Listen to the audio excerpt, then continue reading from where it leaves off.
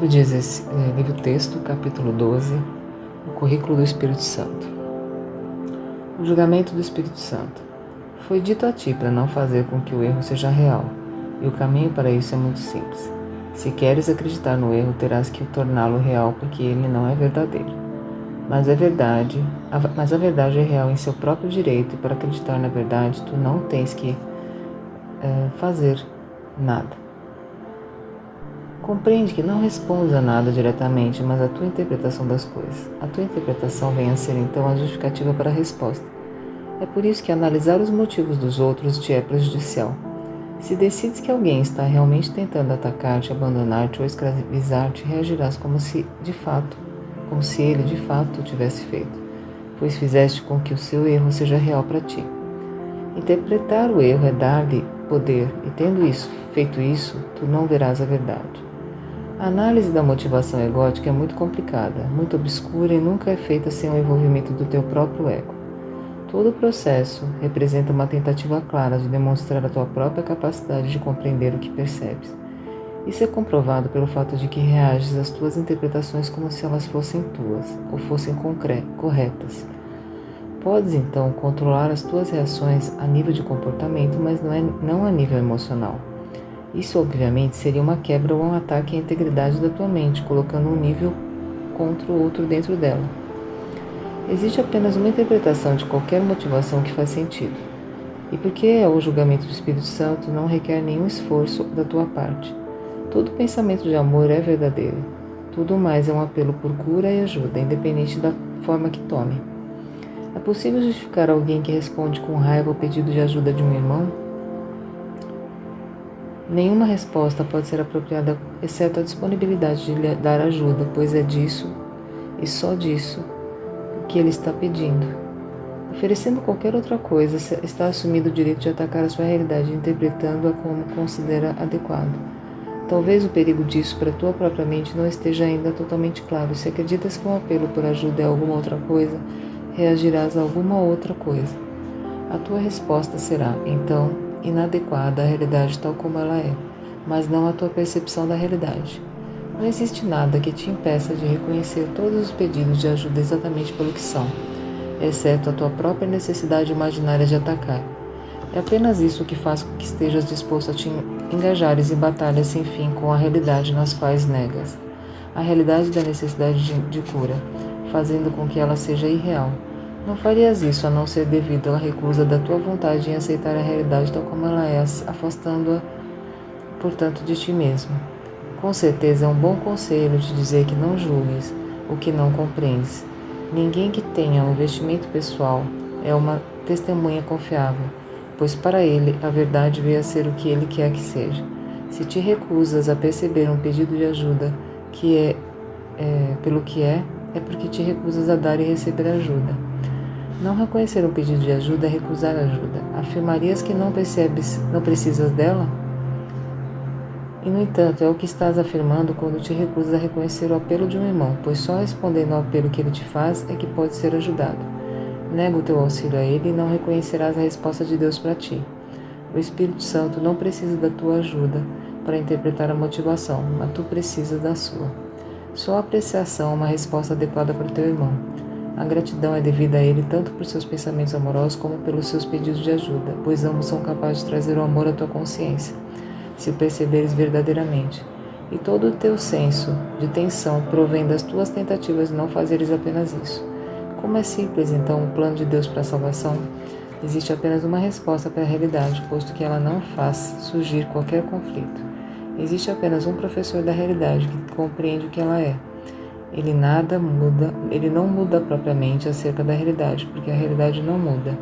Embora as tuas interpretações da realidade sejam sem significado no teu estado dividido, as suas permanecem consistentemente verdadeiras. Ele as dá a ti porque elas são para ti. Não tentes ajudar um irmão a teu modo, porque não és capaz de ajudar a ti mesmo. Mas escuta o seu chamado pela ajuda de Deus e reconhecerá a sua própria necessidade do Pai. As tuas interpretações das necessidades do teu irmão são interpretações das tuas próprias necessidades. Tanta ajuda estás pedindo e perceber e se perceberes apenas uma única necessidade em si mesmo, estás curado, pois estarás reconhecendo a resposta de Deus como queres que ela seja, e se a queres na verdade, ela será verdadeiramente tua. Todo apelo a que respondes em nome de Cristo traz para mais perto da tua consciência a lembrança do teu Pai. Assim sendo, em favor da tua necessidade, ouve todo pedido de ajuda como ele é, de forma que Deus possa responder a ti. Aplicando a interpretação que o Espírito Santo faz das reações dos outros, cada vez mais consistentemente ganharás uma consciência crescente de que os seus critérios são igualmente aplicáveis a ti. Pois reconhecer o medo não é suficiente para escapares dele, embora o reconhecimento seja necessário para demonstrar a necessidade de escapar. Ainda é necessário que o Espírito Santo traduza o medo em verdade. Se fosses deixado com o medo depois de tê-lo reconhecido, estarias dando um passo para mais longe da realidade, ao invés de estar avançando em sua direção. Entretanto, repetimos constantemente a necessidade de reconhecer o medo e enfatizá-lo sem disfarces como um passo crucial para desfazer do ego. Considere então o quanto te servirá a interpretação que o Espírito Santo dá aos motivos dos outros, tendo te ensinado a só aceitar nos outros pensamentos amorosos e a considerar todas as outras coisas como um pedido de ajuda. Ele te ensinou que o medo em si mesmo é um pedido de ajuda. É isso que realmente significa reconhecer o medo. Se não protegeres o medo, ele vai reinterpretá-lo. Esse é o valor máximo que há em se aprender a perceber o ataque como um pedido de amor. Nós já aprendemos que o medo e o ataque estão inevitavelmente associados. Se apenas o ataque produz medo e se vês o ataque como um pedido de ajuda que de fato é a irrealidade do medo, tem que despontar em ti, pois o medo é um pedido de amor, em reconhecimento inconsciente do que foi negado. O medo é um sintoma do teu próprio sentimento profundo de perda. Se ao perceberes esse sentimento nos outros, aprendes a suprir a perda, a causa básica do medo é removida. Através disso, ensinas a ti mesmo que o medo não existe em ti. O meio de remover está em ti mesmo, e demonstra isso dando.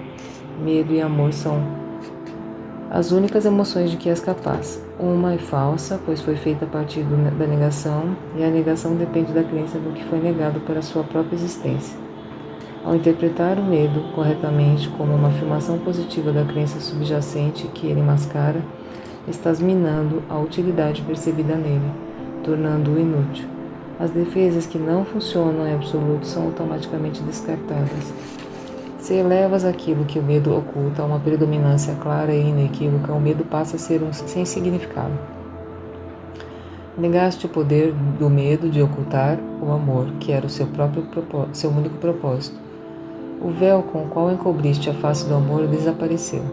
Se queres olhar para o amor, que é a realidade do mundo, o que poderias fazer de melhor além de reconhecer em todas as defesas contra ele? O apelo subjacente por ele. E como poderias aprender melhor a realidade do amor, além de responder a esse apelo dando amor? A interpretação que o Espírito Santo faz do medo o dissipa, pois a consciência da verdade não pode ser negada. Assim, o Espírito Santo substitui o medo por amor e traduz o erro em verdade, e assim, tu aprenderás com ele como substituir o teu sonho de separação pelo fato da unidade. Pois a separação é apenas a negação da união, e corretamente interpretada, atesta o teu conhecimento eterno de que a união é verdadeira. Fim da leitura de hoje. Livro de Exercícios, lição 91. Milagres são vistos na luz. É importante lembrar que milagres e visão vão necessariamente juntos. Isso precisa ser repetido e repetido frequentemente. Essa é uma ideia central no teu novo sistema de pensamento, na percepção que ele produz. O milagre está sempre aqui. A sua presença não é causada pela tua visão. A sua ausência não é um resultado do teu fracasso em ver. Só a tua consciência dos milagres é afetada. Tu verás na luz, não os verás no escuro. Para ti, então, a luz é crucial. Enquanto permaneces na escuridão, o milagre permanece sem ser visto. Assim, ficas convencido de que ele não está aqui. Isso decorre das premissas das quais vem a escuridão. A negação da luz conduz ao fracasso em percebê-la. O fracasso em perceber a luz é perceber a escuridão. Nesse caso, A luz é inútil para ti, embora esteja aqui. Tu não podes usá-la porque a tua presença é desconhecida para ti. E a aparente realidade da escuridão faz com que a ideia da luz seja sem significado. Ser informado de que o que não vês está presente soa como insanidade. É muito difícil te convenceres de que é insanidade não ver o que está presente e, ao invés disso, ver o que não está. Não duvidas de que os olhos do corpo podem ver. Não duvidas de que as imagens que eles te mostram são a realidade. A tua fé está na escuridão e não na luz. Como isso pode ser revertido? Para ti é impossível, mas não estás sozinho nisso. Os teus esforços, por menores que possam ser, contam com um apoio forte. Se apenas reconhecesses o quanto é grande essa força, as tuas dúvidas se desvaneceriam. Hoje vamos nos dedicar à tentativa de deixar com que sintas essa força. Quando tiveres sentido em ti a força que faz com que todos os milagres estejam facilmente ao teu alcance, não duvidarás. Ao sentir a força dentro de ti, os milagres que o teu senso de fraqueza escondem saltarão à tua consciência. 3 vezes no dia de hoje, reserva 10 minutos aproximadamente para um momento de quietude, em que tentarás deixar a tua fraqueza para trás. Isso é realizado de modo que, muito simples, ao instruires a ti mesmo que não és um corpo. A fé vai para o que tu queres e instruis a tua mente de acordo com isso. A tua vontade continua sendo o teu professor. E a tua vontade tem toda a força para fazeres o que ele deseja. Podes escapar do corpo se assim escolheres. Podes experimentar a força em ti. Começa os períodos de prática mais longos com esta declaração das verdadeiras relações entre causa e efeito. Os milagres são vistos na luz. Os olhos do corpo não percebem a luz. Mas eu não sou um corpo. O que sou eu? A pergunta que conclui essa declaração é necessária para os nossos exercícios de hoje. O que pensa que és é uma crença a ser desfeita, mas o que realmente és tem que ser revelado a ti. Acreditar que és um corpo pede correção, pois é um erro. A verdade do que és convoca a força em ti para trazeres à tua consciência aquilo que o equívoco oculta. Se não és um corpo, o que tu és? O que és tu? Precisas estar ciente do que o Espírito Santo usa para substituir a imagem de um corpo na tua mente.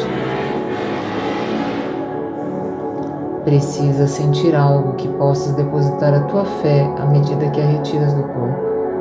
Precisas ter uma real experiência de outra coisa, algo mais sólido, mais seguro, mais digno da tua fé e realmente presente. Se não és um corpo, o que és tu? Pergunta isso com honestidade e em seguida dedica vários minutos a deixar que os teus pensamentos equivocados sobre características tuas sejam corrigidos e substituídos pelos seus opostos. Dize, por exemplo, eu não sou fraco, mas forte. Eu não sou impotente, mas todo-poderoso. Eu não sou limitado, mas ilimitado. Eu não tenho dúvida, mas certeza. Eu não sou uma ilusão, mas uma realidade. Eu não posso ver na escuridão e sim na luz. Na segunda fase do período de exercícios, tenta experimentar essas verdades sobre ti mesmo. Concentra-te particularmente na experiência da força. Lembra-te de que todo o senso de fraqueza é associado à crença segundo a qual tu és um corpo. Uma crença que é equivocada não merece nenhuma fé. Tenta remover a tua fé dessa crença, nem que seja por um momento. À medida que avançamos, tu te acostumarás a manter a tua fé naquilo que é mais digno em ti.